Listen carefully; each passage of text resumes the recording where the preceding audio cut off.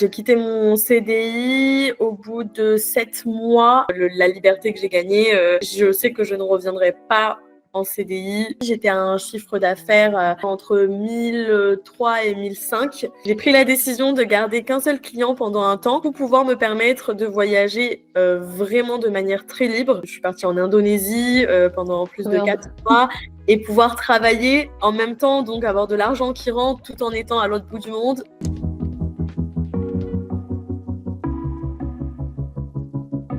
Moi, c'est Claire. J'ai 24 ans et du coup, à l'époque, j'avais pris la formation, donc ça fait un peu plus d'1 an maintenant. J'en avais 23. Et j'ai travaillé dans le monde animalier. J'étais soigneuse animalière. Et ce qui m'a motivée à prendre la formation, c'est que même si mon métier était vraiment un métier de passion, je voulais en fait un complément de revenus en plus. Et donc, c'est pour ça que j'ai pris la formation pour pouvoir, dans un premier temps, allier mon CDI et du freelance. Par la suite, du coup, après, j'ai démissionné de mon CDI et je me suis mis 100% freelance. J'ai quitté mon CDI au bout de 7 mois à peu près de freelance, le temps que je me forme bien et après que j'ai mes premiers clients.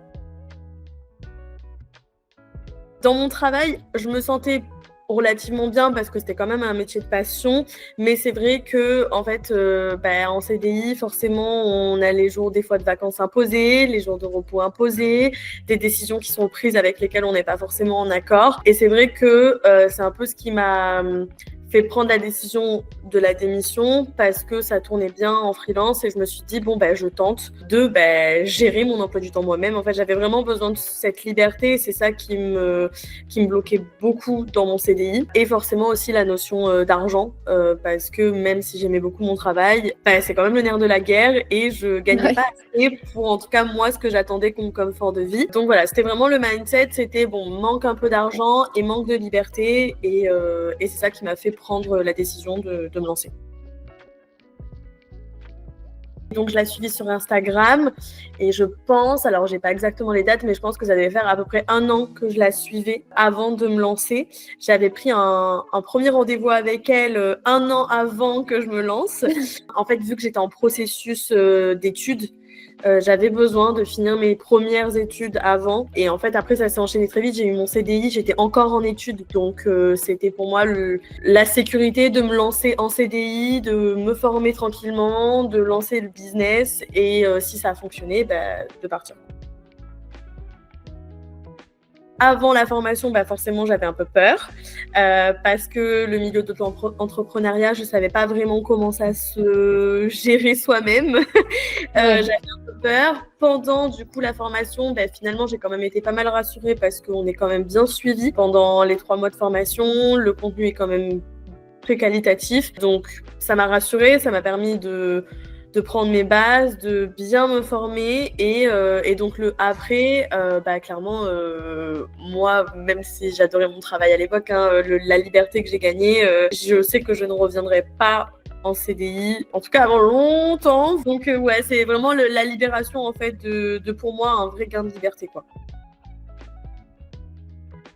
Pour ma part, en fait, à partir du moment où je me suis lancée dans la formation, j'ai des amis qui ont en fait un business, eux, qui roule très bien. Et en fait, quand je leur ai dit que je me lançais en tant que CM, vraiment coup de chance parce qu'ils avaient besoin d'une CM. En fait, dès que j'ai eu fini la formation, on a fait des premiers points ensemble, et ma manière à moi de travailler et ma vision à moi des choses correspondait très bien avec la leur. Et donc, c'est comme ça que j'ai eu mes premiers clients avec qui je travaille toujours actuellement. Et du coup, quand j'ai quitté mon CDI, j'étais à un chiffre d'affaires à peu près de entre 1003 et 1005 au moment de quitter mon CDI. Et aujourd'hui, du coup, j'ai quand même pas mal évolué. Pendant un temps, j'ai voulu voyager. Donc ça, c'était vraiment quelque chose de ouf parce que j'ai pris la décision de garder qu'un seul client pendant un temps pour pouvoir me permettre de voyager vraiment de manière très libre, tout en gagnant du coup à peu près 1500 euros de chiffre d'affaires. Donc ça, c'était incroyable. Je suis partie en Indonésie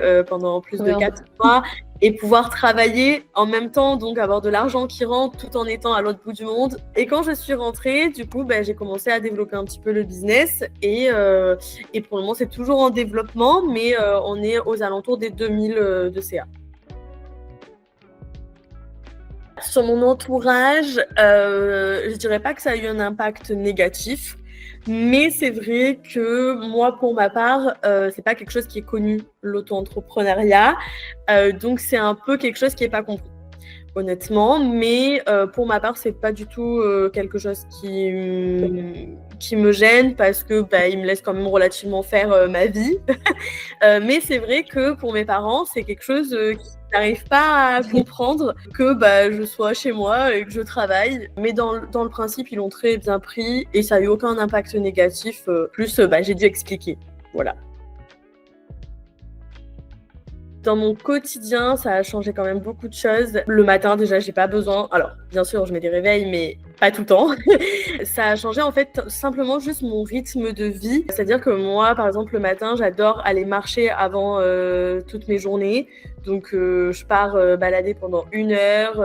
Je peux faire mes courses à l'heure que je veux. Je peux prendre des rendez-vous à l'heure que je veux, travailler quand je veux. Si j'ai un week-end où ma famille font un anniversaire, ben, je peux y aller comme je le souhaite. Donc Ouais. vraiment, en fait, dans mon quotidien, ça a vraiment libéré, même si c'est beaucoup de travail d'être à son compte, c'est vrai, la gestion est quand même très différente et la liberté qu'on a de faire les choses quand on le souhaite, même si bien sûr qu'il faut garder une discipline parce qu'il faut quand même que ça tourne, ben, en fait, si toi, tu es une lève-tôt et que tu préfères travailler le matin super tôt, ben, tu peux le faire. À l'inverse, moi, je sais que ben, des fois, de faire de la création de contenu à 23h, ben, c'est comme ça que je suis actif. Et ben, je peux faire ma création de contenu à 23h et il n'y a aucun problème avec ça. Donc, dans mon quotidien, vraiment, ce qui a évolué, c'est vraiment juste la liberté de ton emploi du temps, pouvoir prendre le temps d'aller faire ton sport. Parce que moi, je suis assez sportive, je fais 4 séances de sport par semaine et à peu près de 2 heures. Donc là, je peux Ah les oui. faire tranquillement, en fait, alors que dans mon CDI de 35-45 heures, c'était la galère. Donc, c'est vraiment ça.